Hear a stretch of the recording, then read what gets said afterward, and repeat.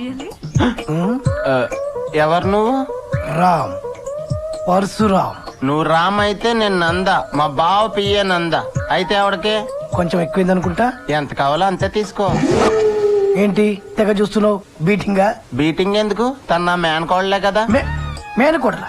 మేనకోడలు అయితే వెళ్ళి మాట్లాడొచ్చు కదా. మాట్లాడచ్చు, కానీ తను కాకపోతే కొడుతుంది నన్ను. మడత అర్థం కాలే, మొత్తం ఇప్పు చెప్పు. మొత్తం ఇప్పాలా? యా. ఓ సింతేనా? ఓ పని చెయ్యి, ఏం చేయను? గెటప్ మార్చు. అదెలా? ఇలా. ఇప్పుడు గుర్తుపట్టదా? ఖచ్చితంగా గుర్తుపడుతుంది. నీ ఒంటి మీద ఉన్న గొలుసు ఉంగరాలు చూస్తే ఎవరైనా గుర్తుపడతారు. కరెక్టే, నా ఒంటి మీద బంగారం బాగా ఆనేస్తా. కరెక్ట్. ఇవన్నీ నీ దగ్గరే ఉంచా. ఓకే. ఎలా?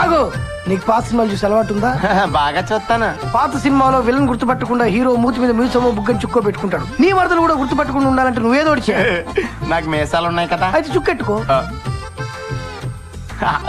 ఏయ్, నేను మారిపోయానా? ఎవరండి మీరు?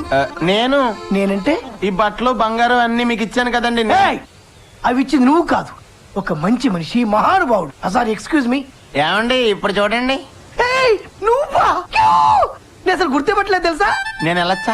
ఇంత చేసినందుకు నాకంటమ్మా. పర్సులో 5,000 ఉన్నాయి, 200 తీసేసుకో. మీదెంత మంచి మనసు అండి. నేను వెళ్ళా? మీదే ఆలస్యం. అయితే ఫాస్ట్ కి వెళ్ళిపోతానే. రామ్, పరశురామ్.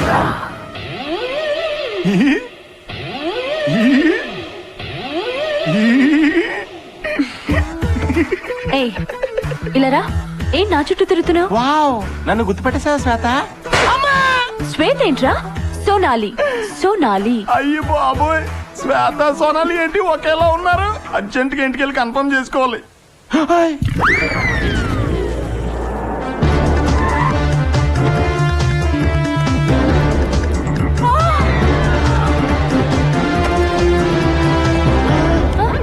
సోనాలి, నువ్వు ఇక్కడ ఉన్నావేంటి? సోనాలి ఎవరు మావయ్య? అంటే నువ్వు శ్వేతవా?